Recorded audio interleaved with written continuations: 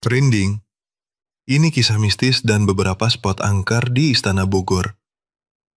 Assalamualaikum warahmatullahi wabarakatuh. Selamat datang di channel YouTube Alur Kehidupan. Pada segmen kelam kali ini, kami akan membahas mengenai kisah mistis dan beberapa spot angker di Istana Bogor bikin merinding.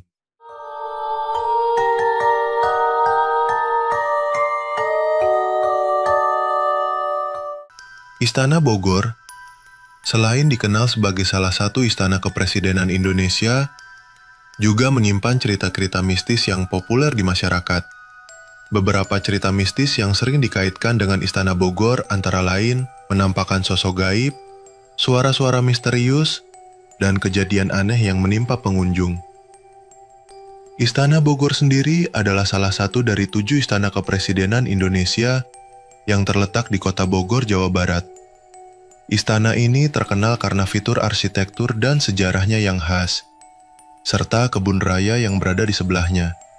Istana Bogor mulai dibuka untuk umum pada tahun 1968 untuk rombongan wisata umum, bukan individu, dengan izin dari penjabat Presiden Indonesia, Soeharto. Selama era kolonial, istana ini menjadi kediaman favorit para gubernur jenderal karena iklim Bogor yang lebih adaptif. Istana ini juga disukai oleh mendiang Presiden Soekarno dan menjadi kediaman resmi Presiden hingga kejatuhannya pada tahun 1967. Istana ini sebagian besar tidak digunakan hingga Februari 2015, ketika Presiden Joko Widodo memindahkan kantor Presiden dari Istana Merdeka ke Istana Bogor. Namun di balik kemegahan Istana Bogor, juga terselip cerita mistis dan keanehan yang kerap terjadi. Makhluk astral yang juga ikut bermukim di dalamnya pun kerap mengganggu para penghuni istana. Terkesan angker, Istana Bogor sampai harus diberikan sajen di setiap sudut bangunan tersebut. Beberapa ruangan di sana konon memiliki energi negatif yang kuat dan misterius, terutama pada malam hari. Bukan isapan jempol belaka, kengerian di Istana Bogor ini memang dirasakan oleh para penghuni yang mendiami istana dan para tamu alias pengunjung yang datang ke sana. Pemberian sajen di sana sebenarnya agar menenangkan para roh yang diyakini menghuni tempat tersebut. Berikut beberapa spot yang dianggap angker di sekitar Istana Bogor. 1. Kompleks Makam Belanda. Jika masuk kebun raya Bogor dari gerbang utama, kemudian berjalan lurus hingga ke mendekati halaman belakang Istana Bogor, di sebelah kiri akan tampak pepohonan bambu yang rimbun. Di antara pepohonan bambu tersebut, terdapat kompleks makam kuno warga Belanda. Pemakaman tersebut telah ada sebelum Kebun Raya Bogor didirikan tahun 1817, dan nisan pertama adalah milik Cornelis Potmans, yang wafat tahun 1784. Total ada 42 batu nisan di makam Kolang Gunting. Masih di bagian belakang Istana Bogor, pengunjung juga akan mudah menemukan sebuah kolam besar yang dinamakan Kolam Gunting. Disebut Kolam Gunting karena dari atas tampak seperti gunting. Ada beberapa pepohonan besar di dekatnya dan pulau kecil di tengahnya. Di samping kolam tersebut, tepat dekat pohon lengkeng, tinggal 2 sosok makhluk hitam tinggi besar yang tidak kasat mata. Sosok-sosok tersebut konon adalah penjaga kolam. Sedangkan pulau kecil yang rimbun dengan pepohonan adalah habitat burung-gurung, seperti burung bangau putih. Namun, sering terlihat juga penampakan wanita Belanda dengan pakaian khas noni Belanda yang berdiri di pulau tersebut. Katanya, penampakan itu adalah Lady Raffles, istri Thomas Stamford Raffles yang makamnya ada di Kebun Raya Bogor. Suatu ketika, pernah ada proyek pengerukan kolam untuk membersihkannya. Namun, mendadak alat eskavatornya rusak dan patah saat sedang bekerja. Akhirnya, proyek dihentikan dan belum pernah berjalan lagi hingga saat ini. 3. Makam Ratu Galuh Mangkualam. Ratu Galuh Mangkualam adalah istri kedua Prabu Siliwangi yang merupakan penguasa Jawa Barat. Komplek makam Ratu Galuh Mangkualam juga telah eksis sebelum Kebun Raya Bogor berdiri.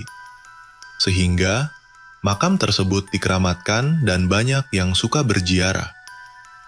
Peziarah percaya bahwa berdoa di depan makam tersebut akan membuat mereka lebih kaya atau mudah enteng jodoh. Kabarnya, makam dijaga oleh 2 harimau putih berloreng hitam. Harimau adalah milik Prabu Siliwangi sendiri.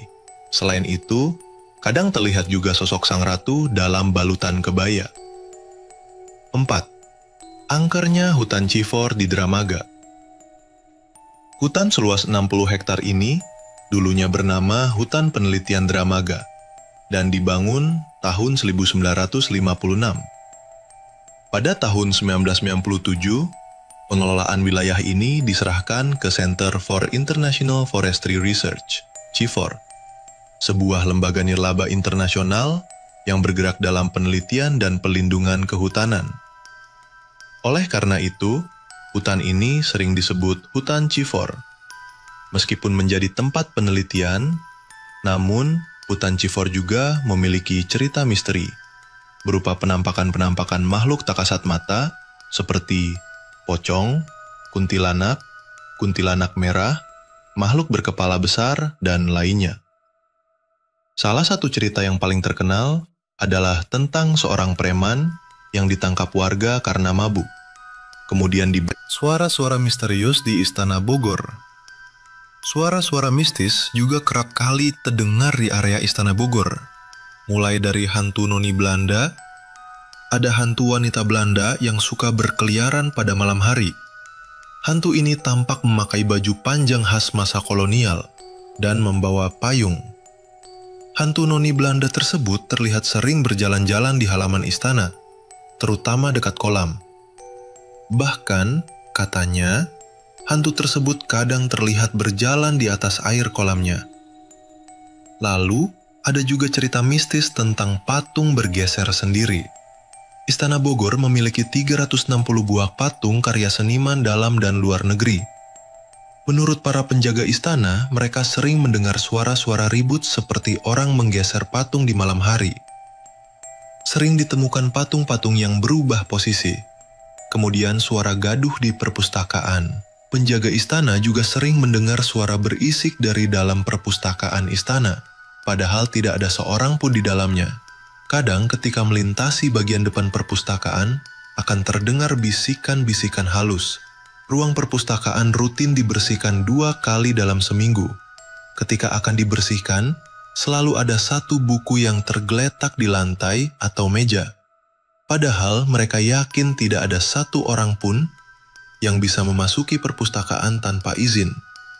Suara jeritan dan tangisan. Sejak tahun 1870 sampai 1942, Istana Bogor digunakan sebagai tempat kediaman resmi para gubernur jenderal Belanda. Konon, ruang bawah tanah istana sering digunakan sebagai tempat penyiksaan dan pembantaian.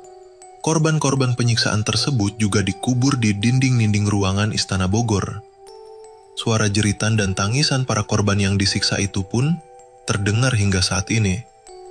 Tidak hanya didengar oleh penjaga dan penghuni istana, kadang juga oleh pengunjung yang datang ke istana. Padahal mereka tidak berada di ruang bawah tanah. Ada juga kisah tentang penghuni kamar mantan Presiden RI Soekarno. Kabarnya bekas kamar Pak Karno di Istana Bogor dihuni oleh makhluk tak kasat mata. Istri terakhir Pak Karno, Hartini, pernah bercerita bahwa beliau pernah melihat sosok yang masuk ke dalam kamar Pak Karno dengan menembus pintu. Itulah beberapa kisah mistis dari Istana Bogor. Jika kawan alur tertarik dan ingin merasakan kisah mistisnya, kawan alur bisa mencobanya. Terima kasih telah menonton video kami. Untuk kawan-kawan alur kehidupan silahkan subscribe, like, komen dan share. Dan bagi kawan-kawan alur kehidupan yang ingin berbagi cerita misteri, seram dan pengalaman spiritualnya, kalian bisa menghubungi alur kehidupan melalui email kami, alurkehidupan25@gmail.com.